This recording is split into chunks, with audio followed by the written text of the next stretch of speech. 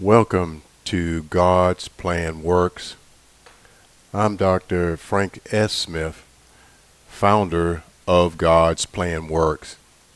I am so glad to be back here on YouTube Live. I have a special broadcast that I wanted to just share with you in today's broadcast. I entitled this Sad Glad Moments.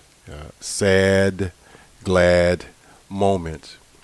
And I did this not just wanting to do this. In fact, I had a situation that I want to share with you that occurred in my life, and I was going to just keep it personal and not necessarily talk about it until my daughter Brina had posted a video on Facebook of a man who was going through his loss of his wife, and he was very tearful, very emotional,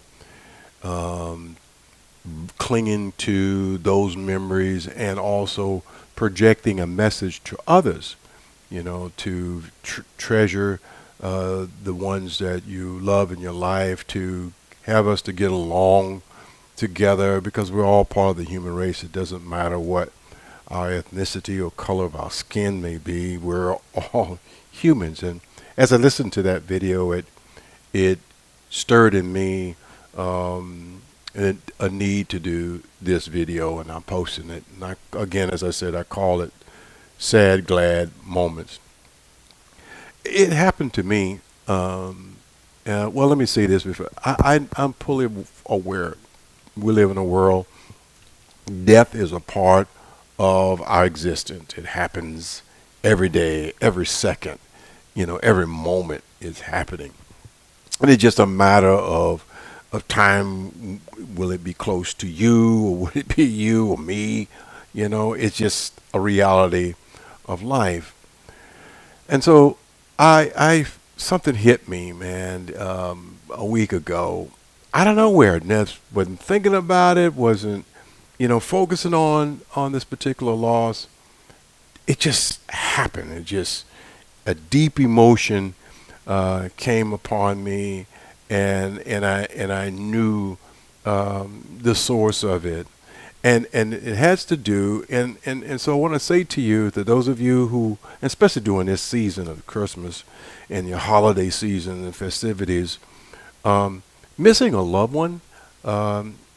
It is a part of our human experience, and that feeling of loss, that feeling of missing that individual can occur at any given moment. And so I want to make sure I communicate to you that it's normal. It's not something abnormal.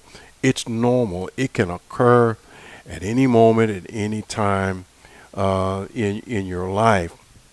And and what you have to do is discover what you're going to do when that emotion comes. And for me, a week or so ago, man, I'm just, like I said, just not thinking about anything, nothing really unusual going on.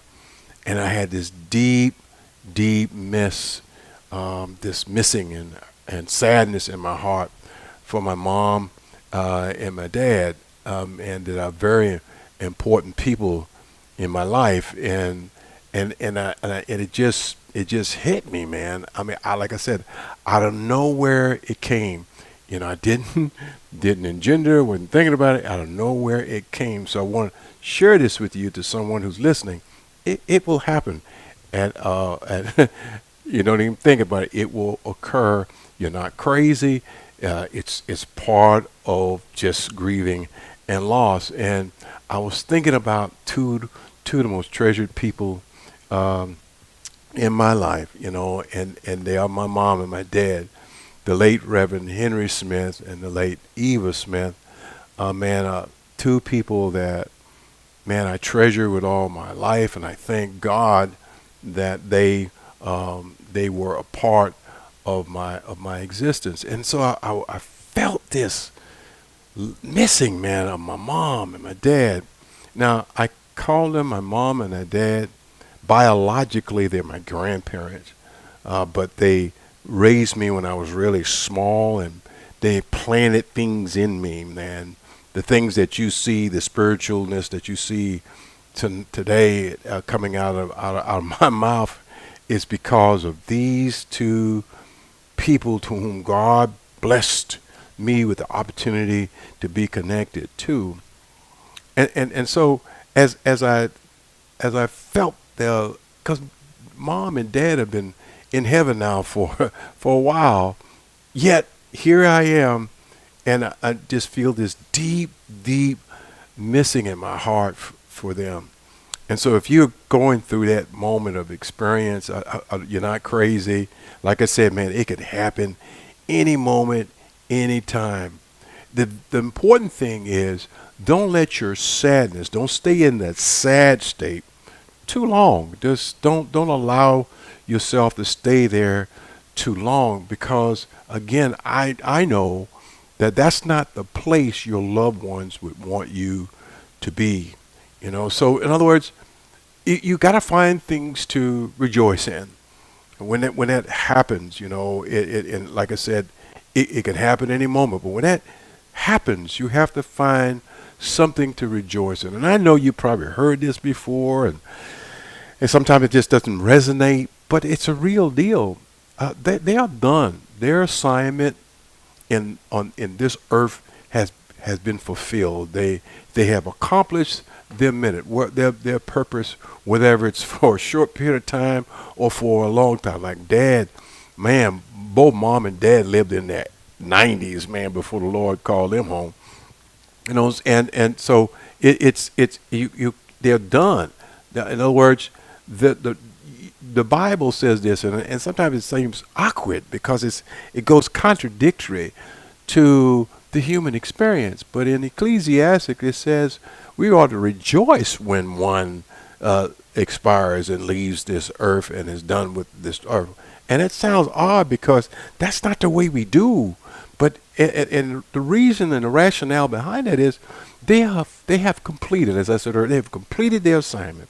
So we are to rejoice, in a sense that whatever the struggles of life they may have gone through, they're done with that. they're finished with that. That burden is over. It's done. And I can't tell you how much I miss, man. I can't put it in words. Things that, and as my mind was going through this moment of sadness, as I thought about the things mom and dad planted in me, the things and the way they treated me and the way they raised me, it shift from sad to becoming glad. And you say, glad about what, man? I gave them a fit. Now, each one of my siblings will have their own piece of mom and dad that they can tell you. So I'm only sharing you the piece that resonates for me, the piece that has been the shaping of my life, a part of the shaping of my life.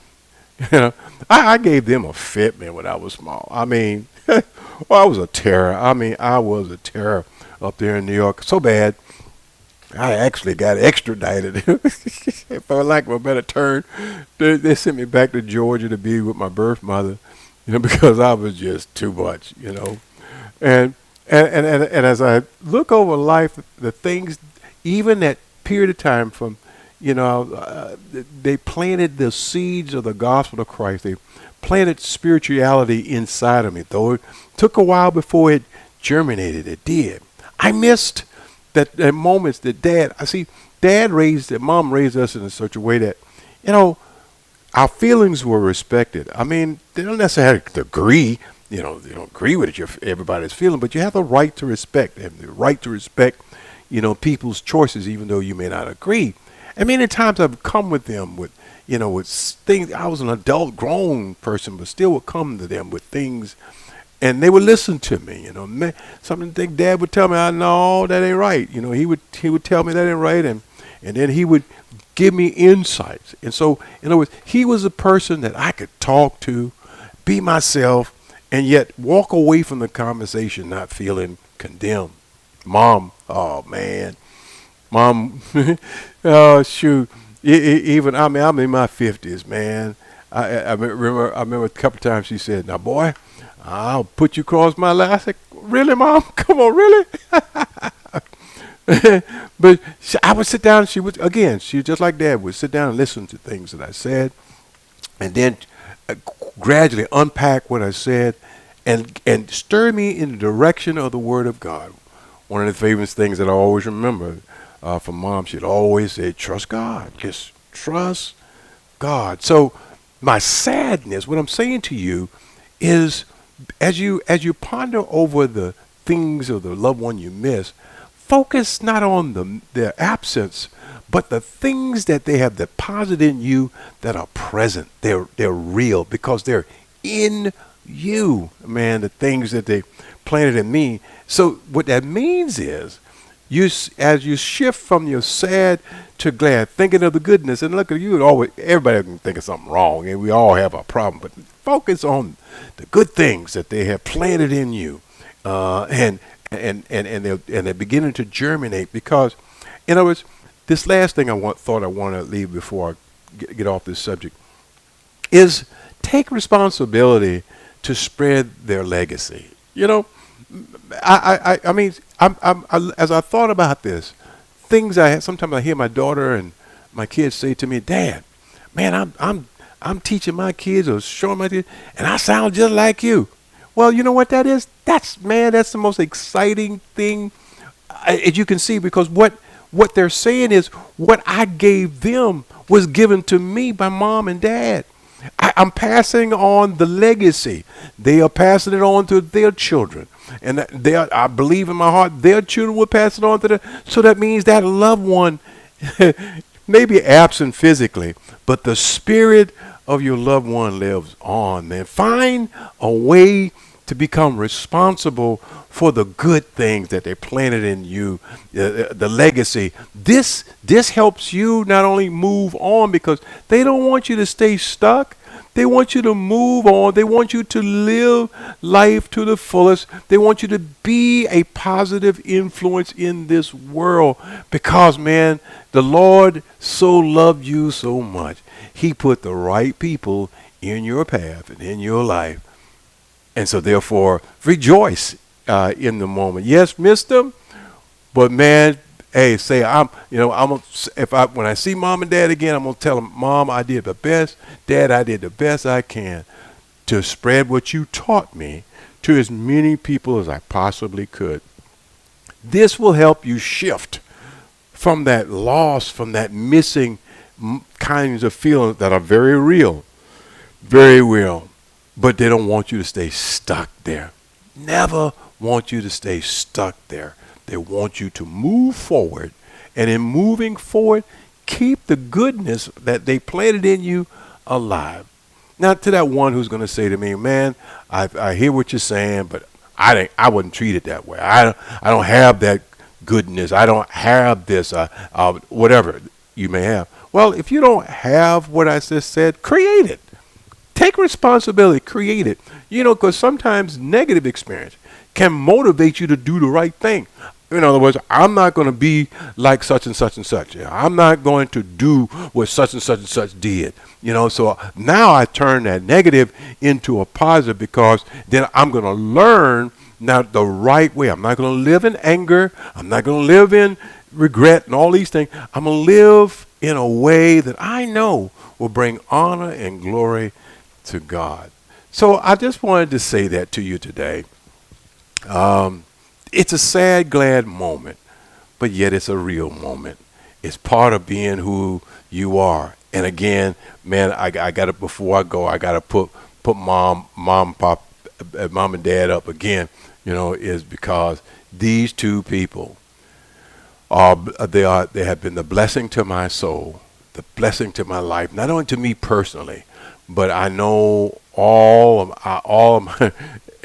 my siblings. I know they know what I'm talking about. And so what I'm saying to you, if you have the privilege and the honor of having someone deposit in you, it could be a brother, a sister, a friend, a loved one, whatever it could be, someone but they deposit in your life some goodness. Focus on that, not the missing, but but the you know what? I'm gonna keep your spirit and legacy alive by living it, by becoming more a better person, by getting closer to the Lord than I used to be. And you know that they were telling me to go to church. They were telling me I should do this, and I didn't do it. Well, now's a good time to do that. You know, you can do it.